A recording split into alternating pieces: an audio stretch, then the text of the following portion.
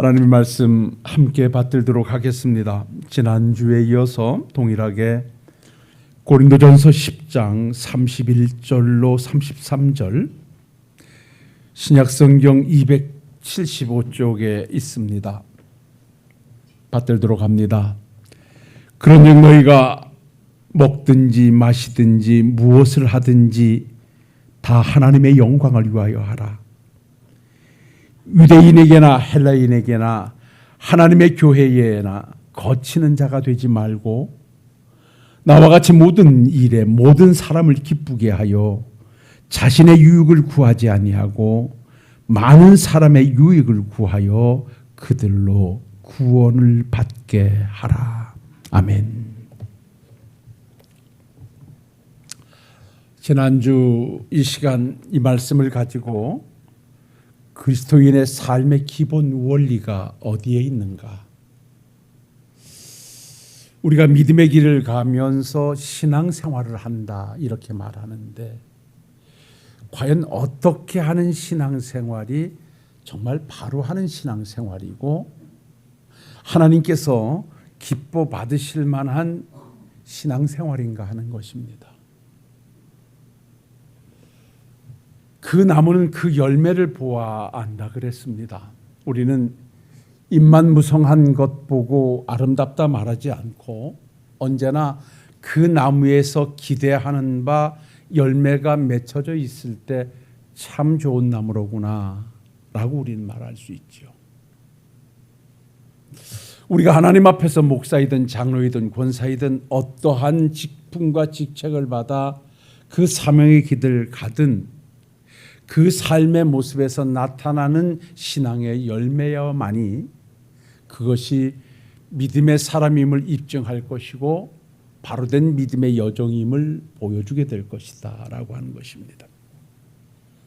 오늘 이 본문의 말씀은 우리가 잘 알고 있는 대로 고린도 교회의 갈등 구조 중에 하나였던 우상 제물을 놓고 과연 이것이 먹는 것이 옳은가 그렇지 않은가 라고 하는 논쟁 속에 사도 바울의 거기에 대한 말씀은 어떤 상황 속에서는 너희가 절대 먹지 말아야 할 때도 있겠지만 어떠한 상황 앞에서는 또한 그것을 먹어야 할 것이다 라고 하는 어떤 양심 자유사항으로 가지고 와서 모든 것이 나의 유익을 따라가지 말고 하나님의 영광을 구한 것에서 시작되고 마무리되어져야 함을 우리는 지난 시간 함께 은혜 속에 나누었습니다. 하나님의 자녀되어서 믿음의 길을 걷고 있는 우리들의 신앙생활에서 보여줄 수 있는 우리들의 삶의 모습은 어떤 모습이 가장 아름답고 어떠한 것이 성경에 부합된 신앙의 모습일까라고 한다면 다른 데 있지 않습니다.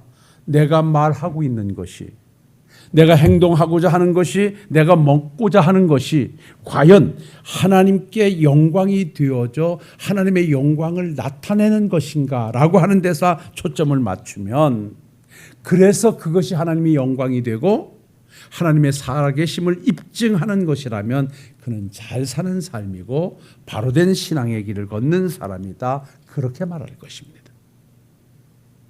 기억하시겠습니다마는 하나님의 영광이라고 하는 것은 카보드, 즉 하나님의 가치와 명성과 하나님의 권위를 나타내는 것으로 그래서 그분이 행하심을 그분이 함께 하심을 고백하는 것으로 우리는 하나님의 영광이라 하는 것입니다.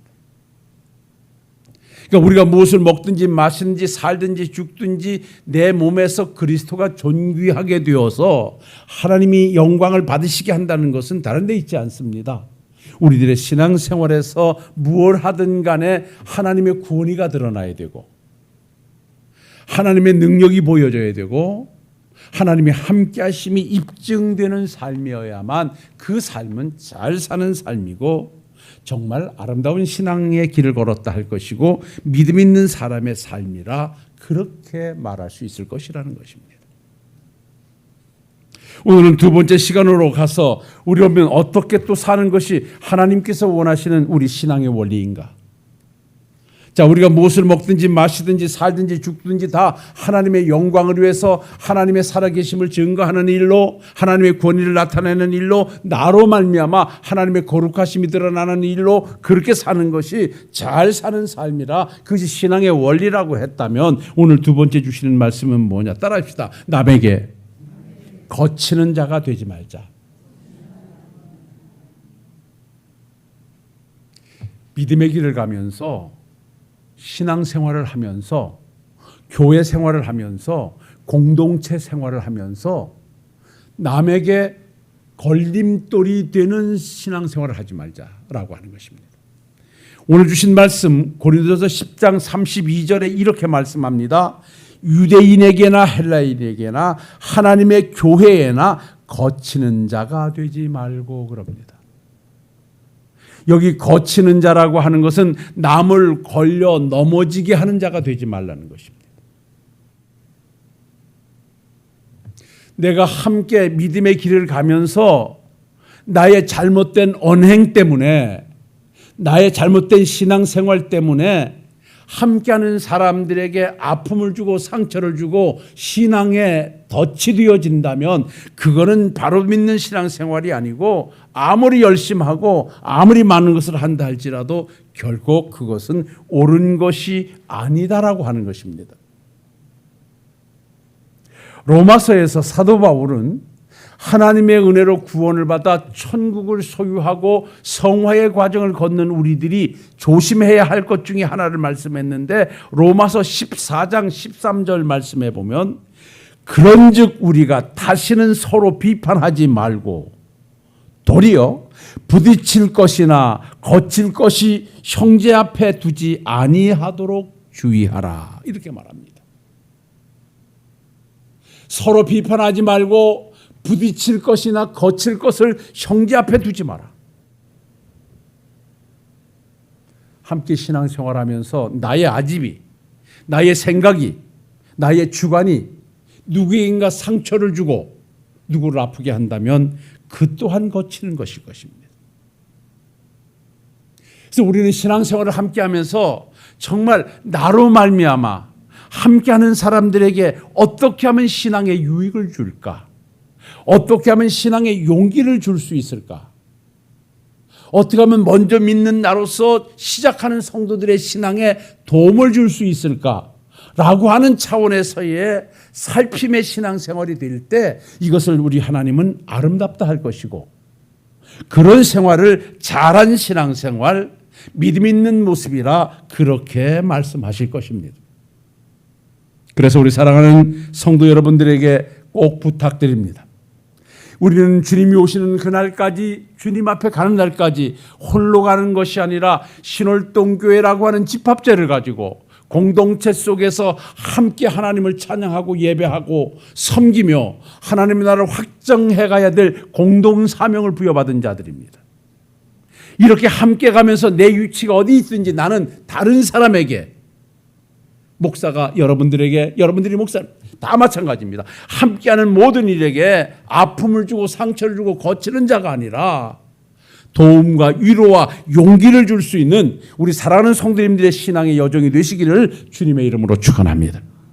부탁합니다. 저야 늘 여러분들을 위해서 기도하면서 어떻게 하면 믿음의 길을 잘 가실까?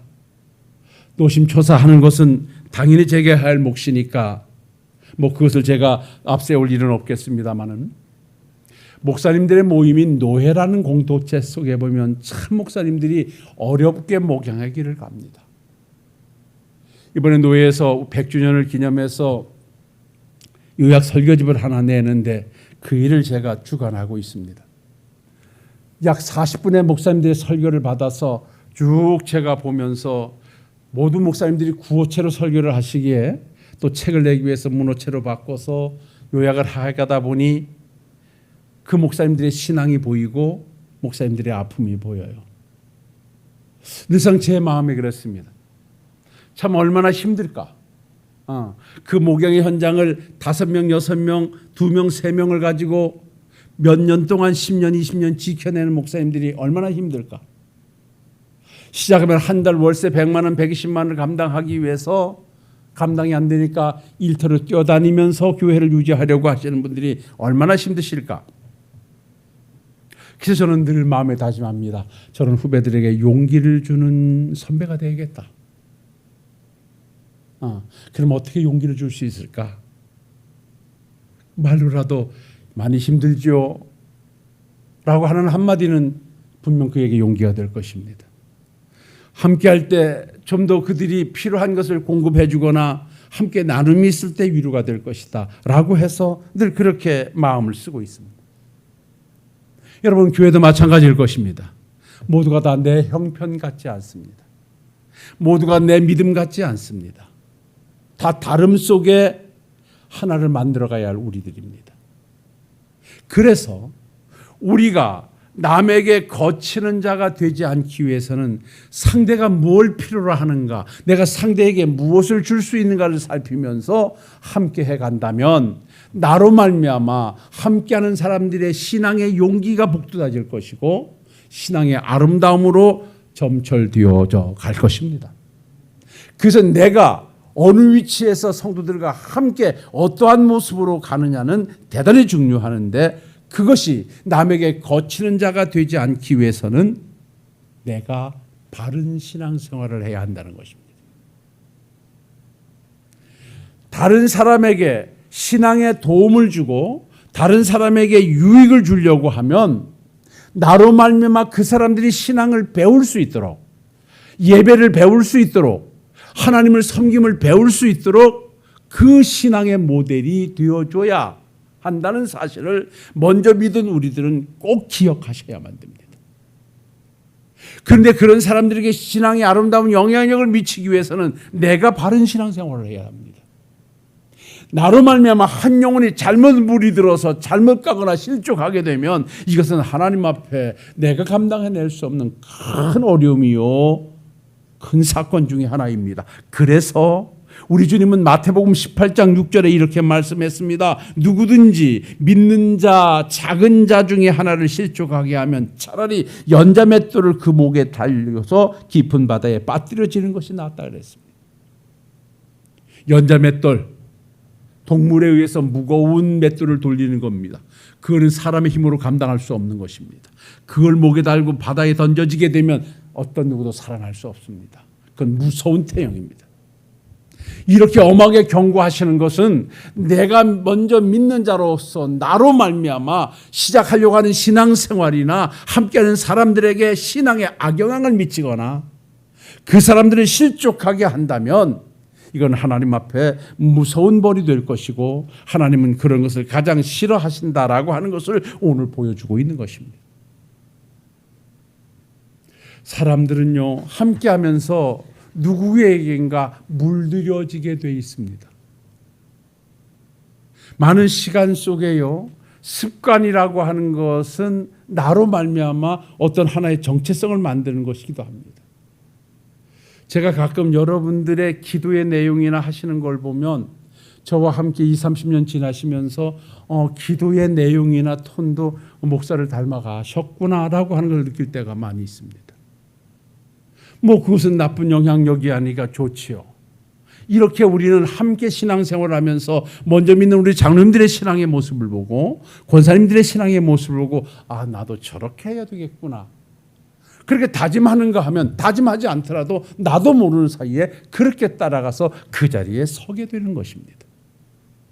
그래서 우리는 교회 안에서 믿음의 여정을 갈 때 가장 중요한 것, 남에게 거치는 자가 아니라 남을 도와서 그가 신앙의 여정을 잘 가게 하기 위해서는 무엇보다 내가 바른 신앙생활을 해야 하는데 그 바른 생활의 기준은 하늘에 속한 자로 살아가는 것입니다. 그래서 로마서 12장 2절에 구원받은 우리에게 이렇게 말씀합니다. 너희는 이 세대를 본받지 말고 오직 마음을 새롭게 함으로 변화를 받아 하나님의 선하시고 기뻐하시고 온전한 뜻이 무엇인지 분별하라. 하나님의 뜻이 무엇인가? 하나님의 뜻 앞에 나를 부복시켜라. 오늘 우리 백장님이 항상 앞에서 찬양을 하시면요, 여러분들에게 한 가지 꼭 보니까 빼놓지 않고 부탁하는 게 우리 목사님의 그 말씀 앞에 다 이렇게 은혜 받기를 소망하자라는 말씀 드려요. 그렇게 되시기를 주의 이름으로 축원합니다. 근데 제가 염려하는 것은 들어서 귀만 키우는 게 아니라 그 말씀을 들어서 우리의 발을 키우시는 여러분들이 되시길 바랍니다. 말씀을 들어 많은 것을 알아서 그것에서 맞춰지는 것은 나에게 아무런 영향력이 없습니다. 그 말씀이 내게 임할 때 내 생각을 바꿀 수 있는 사람, 내 행동을 바꿀 수 있는 사람이 진정 말씀의 은혜를 받은 사람이고 하나님의 말씀으로 아멘하는 사람들입니다. 우리 교회가 정말 은혜가 충만한 교회가 되려고 하면 목사의 설교가 화려한 데서 맞춰서는 아무 소용이 없습니다. 그래서 저는 올라가 기도할 때마다 하나님 아버지요, 어눌한 제 목소리에도 어눌한 제 설교에서도 하나님의 성령이 함께 하셔서 성도님들의 마음을 움직이게 하시고 발걸음을 움직이게 하옵소서. 이것이 바로 말씀의 영향력이 있는 교회이고 말씀 앞에 항복하는 성도들의 삶이 되는 거예요. 그래서 우리는 기도할 때 하나님 오늘도 예배를 통해서 주시는 말씀 앞에 나를 항복시키게 하옵소서. 그 말씀 앞에 내가 변화되게 하옵소서. 그 말씀 앞에 내가 하나님의 백성임을 정돈하게 하옵소서 라고 기도하면서 말씀에 임하게 될 때 나는 바른 신앙생활이 될 것이고 바른 예배가 될 것이고 그럴 때 하나님께는 영광이 되어지리라 확신합니다.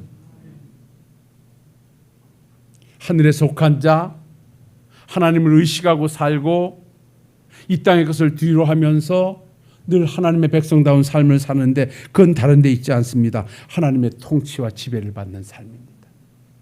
정말 저 사람이 믿음이 있구나 라고 한다면 난 다른 데 있지 않습니다.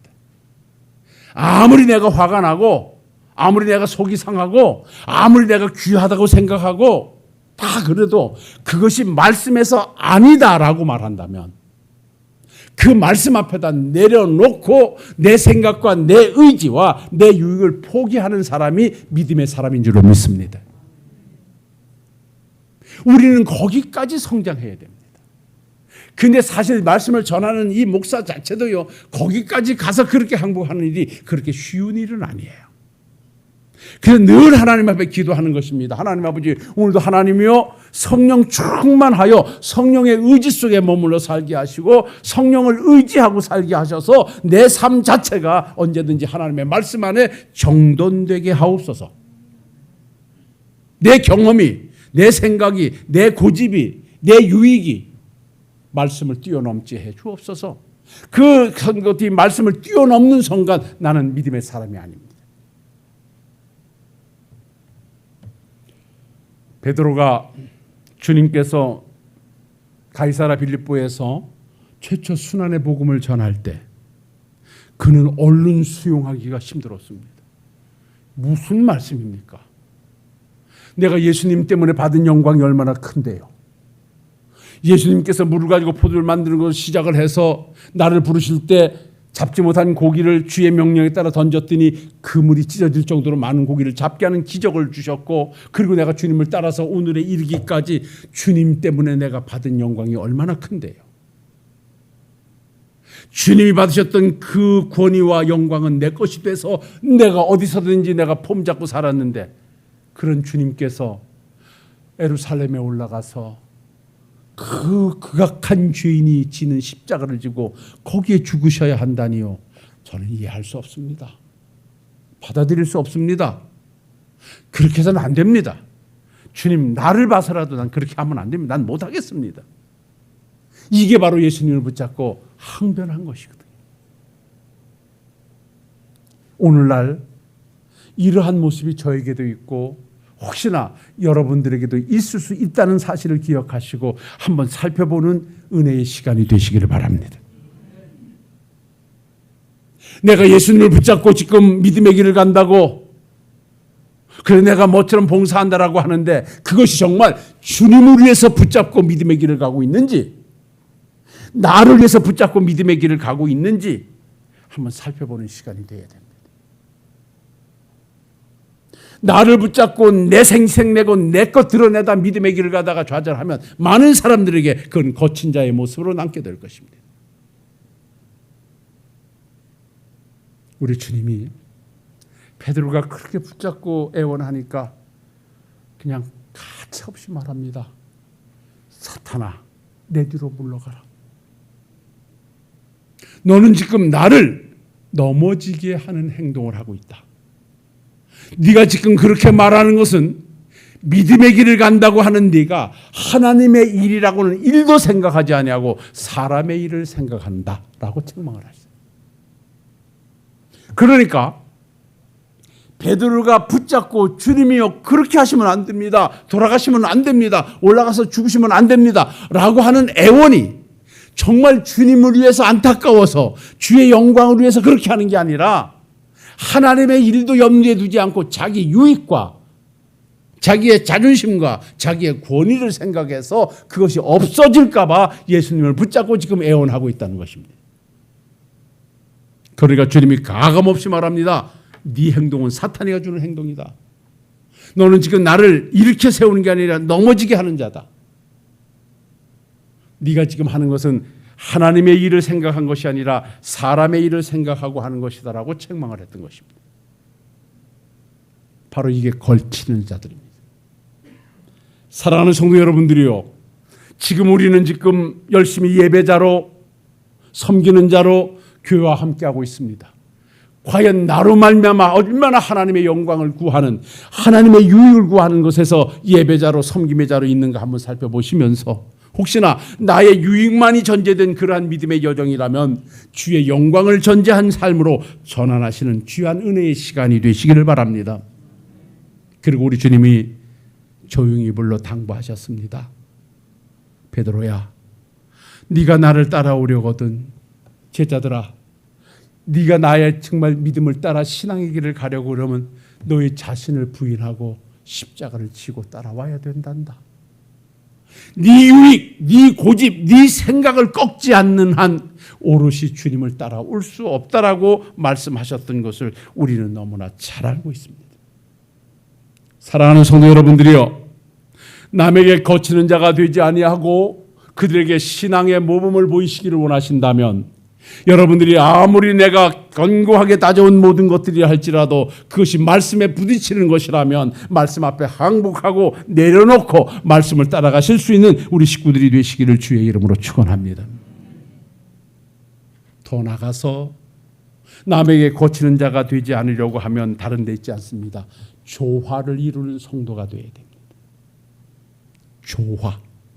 여러분, 조화라고 하는 것은 하모니란 말로도 바꿀 수 있는데요, 그렇게 하기 위해서는 자기의 양보가 있어야 됩니다. 찬양단에 와서 찬양을 해요.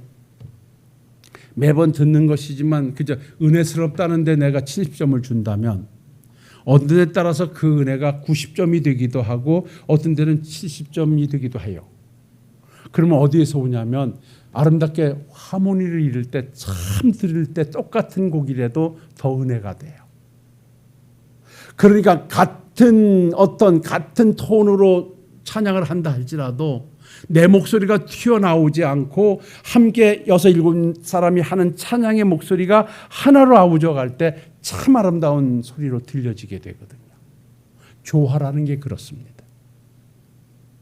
나의 강함이 약한 사람에게 나눠져서 함께 갈 때 그것이 조화입니다.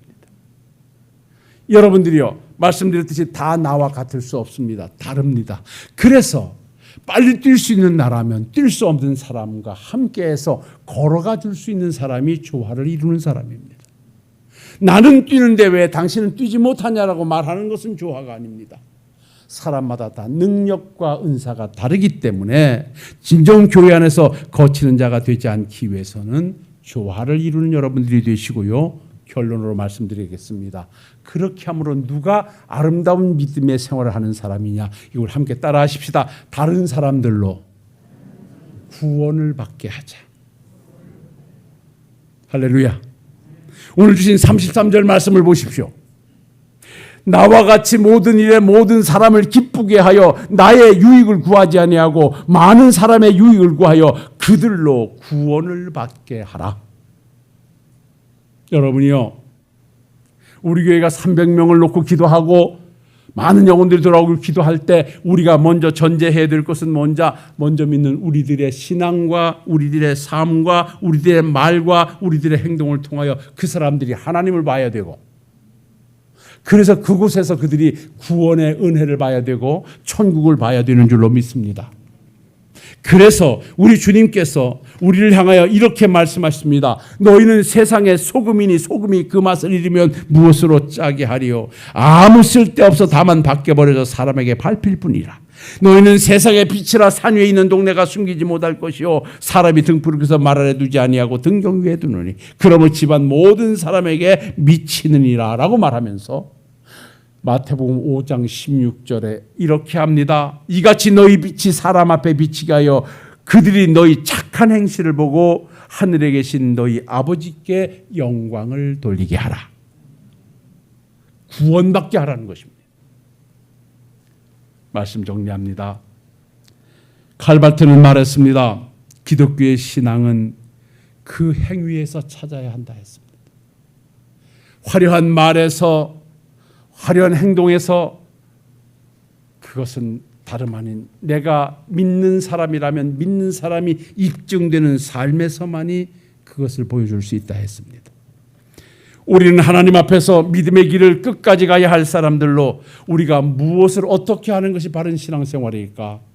무엇을 먹든지 마시든지 하나님의 영광을 위해서, 그리고 남에게 거치는 자가 되지 않기 위해서 바른 신앙생활로 조화를 이루어 함께 가며 나의 유익보다는 다른 사람의 필요를 충족시켜 주므로 그들로 구원함에 동참케 하는 것이 잘 믿는 신앙생활이고 주님이 원하시는 신앙의 여정이라는 것 기억하셔서 늘 여러분들로 말미암아 하나님께는 영광이요 많은 성도들에게는 신앙의 유익을 주고 많은 백성들이 주께로 돌아오는 놀라운 역사가 있으시기를 주님의 이름으로 축원합니다.